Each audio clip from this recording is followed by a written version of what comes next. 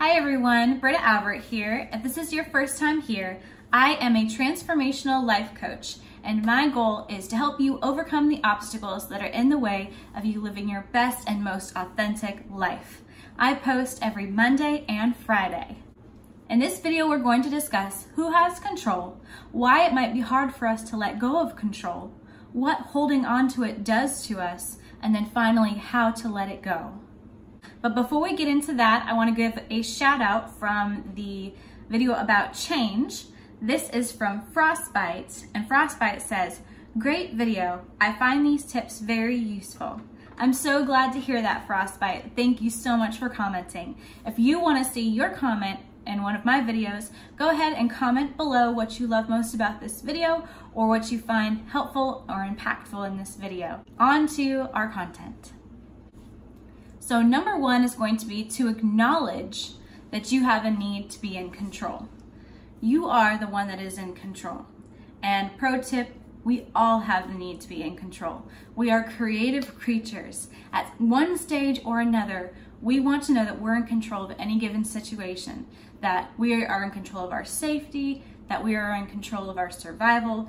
These are basic needs that we have as a human. Whether you are a small child, whether you're a toddler, teenager, adult, we all have the need for stability and a feeling of control within our lives. So some of the reasons why it may be hard for us to let go of control would be if in our past we were made to feel powerless at a given time, whether it was when we were a child, whether it was in a past relationship, whether it was situations with school or moving or jobs.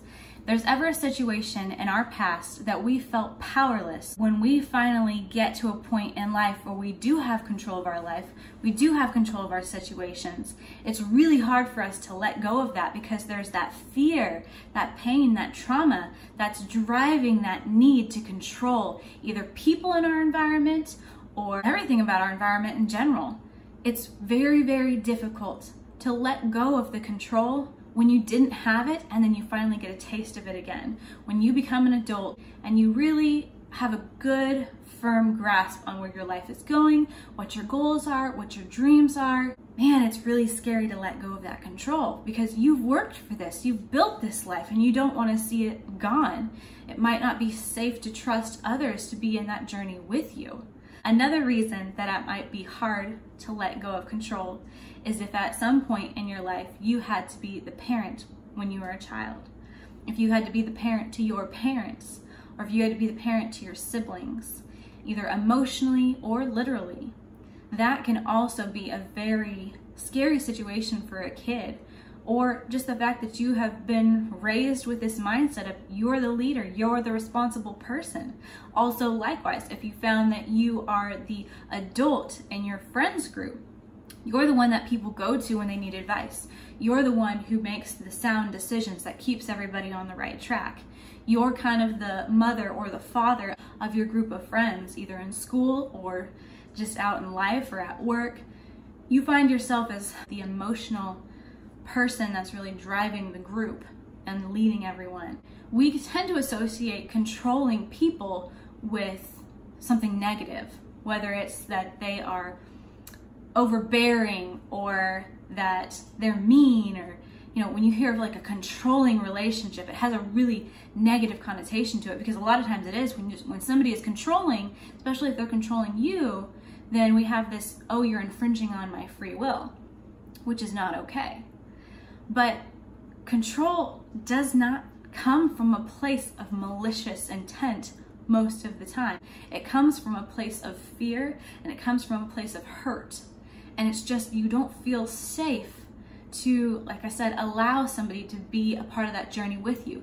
It's not safe to allow somebody else to make decisions for you and your life or your family or even themselves. You might not feel like, again, going back to the friends thing, if you've been the adult for your group of friends, then you might not instinctually believe that people don't have the ability to help themselves. But if you are somebody that thinks that people are easily manipulated, you're not really empowering those people to learn for themselves and make decisions for themselves and trust that they are capable of creating their own environment, capable of creating their own hopes and dreams. That you kind of have this mentality that you need to save everyone or you need to protect everyone. It's really hard to let go of control when you are the savior of the world. Now, when we hold on to control, there's a lot of things that it does to us that does not serve us. Number one is we constantly live in a place of fear. Fear that things are going to fall apart. Fear that we're going to lose control again. Fear that we're going to be made to feel powerless. Going back to all those things about where this might be coming from. Fear of even yourself sometimes. Am I making the right choices? Honestly, I would say all of this is something that people can all relate to on all spectrums, because again, at the end of the day, we're all humans and we all have a need for stability and we have a need for control of our environment. Something that we can call our own, something that is dependable, that we can rely on.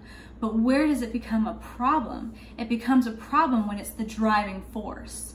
That's where things like OCD come into play, where you have to have things such a way. You have to wash your hands a certain amount of times, even if they're bleeding. You have to count things, and if you don't count it right, then you have to start all over again. And it's this perpetual state of almost hysteria and fear, that this doom and gloom, if something doesn't go the way that it's supposed to, then my whole world is going to fall apart.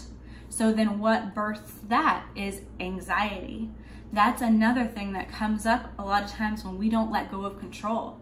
Because again, there's so much fear and our minds are racing and we're going down all these paths and we're thinking about A, B, C, D, this thing can go wrong, this thing can go wrong. And you're just a mess with all of this overthinking and you can't quiet your brain and you can't sleep at night. And then you have a lack of sleep and then you can't handle it in the morning. And it's this perpetual cycle of misery. This is not what life is supposed to be like. You are not supposed to get lost in your mind. You're not supposed to take on the burden of everybody else's lives. You are not supposed to know the outcomes. We talked about this in the last video. If you knew the outcome to every situation, what would be the point of living? There would be no growth, there would be no experience. And I know it's scary to not know what's coming. And we want to know the future. We want to know we're safe. That is part of our instinct. It's our survival instinct as a species. And it's there for a specific reason, to keep us alive. It has a place. It's wonderful. It's beautiful. But it doesn't need to be in the driver's seat. The other thing that can happen is it can make it really difficult for you to be present in the moment. And it's funny because being present in the moment is one of the key things that you need to be able to help you overcome it. And it's almost like if somebody is depressed, a lot of times getting out of bed and taking a shower and eating, doing the very basic things to take care of yourself that you need to help you heal that depression and get through this dark time. This depression pushes down on you and makes it nearly impossible to do the very simple things that you need to do to overcome it. And again, it becomes this vicious cycle. So how do you make the cycle stop? Let go of control. Now, before we move on to letting go of control, I want to invite you that if you have not already, subscribe to this channel and hit the notification bell, because great things are coming for this channel and you are not going to want to miss it. How do we let go of control? The first step is to identify where it's coming from. Is it because of a childhood trauma? Where in your life did you feel powerless at one time? Did you have to be the parent? And it could be a multitude of other things that I haven't listed, but you have the answer and you are capable of figuring it out. And I can guarantee you, most of you already know in your mind instantly where it's coming from. As you're remembering a time when you felt powerless, that memory comes to the forefront. But knowing where it's coming from, although it might seem scary or sad or something you don't want to feel or be a part of, knowing where it's coming from allows you to now heal it. Because then we have that aha moment. Oh, that makes so much sense now. I understand why. When we understand why, we no longer are passenger to the emotion. The next step, like I already said, is being present in the moment. Breathing. When you're present in the moment, nothing else exists. Again, I know we've talked about this before, but what is being present in the moment? It's not just sitting on the floor cross-legged and meditating with your hands like this saying okay? It's, what does the temperature feel like? Is there a breeze in the room? Got this countertop right here. What does it feel like? What's the texture of it? Is it cool to the touch? This is something here in this present moment. You can't see it, but I'm touching my counter right now. What do you hear? What do you smell? Just engaging your senses into right now, nothing else but right here, right now. A lot of times people close their eyes because it helps them focus more on those other senses. It's not necessary. You don't necessarily have to do that. If you're able to consciously understand what you're smelling, what you're feeling, what the temperature is, if there's a breeze, you're standing, are you sitting? What does your body feel like? Becoming internally aware. Do I have a headache? Is my shoulder stiff? How's my lower back? Do I have a stomach ache? Am I thirsty? Am I hungry? All of these things bring you into the present. And you can really be aware of yourself and what's going on around you in your space. When your mind starts racing, and you can't stop it, going into the present allows you to take back that control. That's why I talk about being present so much, because it is one of the key things. If you can master being present, you can master life. Because this one small thing can be sometimes the hardest thing to do. And it's so simple, it is so easy. But our brains can tell us over and over again, hey, you don't want to do this thing, and I don't want to do this thing, or I can't focus right now. I am in the midst of an anxiety attack. Are you kidding me? I cannot stop and just breathe. There is X, Y, and Z is going to happen, and the world is going to end if I don't move now. Like, your brain does not want to slow down. But if you can master this, you have got life. The last way that we can let go of control is to accept it as part of you.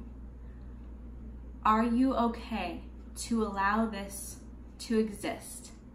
This part of you. This part of you serves you. This is why everybody has a need for it.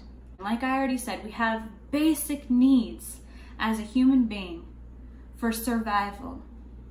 Being in control helps us gauge our environment, know what needs to happen next, take wisdom and accountability to ensure that the next things happen in the order that they need to happen. Make sure you drink water, make sure that you eat food, make sure that you sleep. Certain decisions that you make, you have to have control of your life. Having control and needing control are not bad things. The problem comes when it has the steering wheel and you are the passenger, and you cannot control the destination.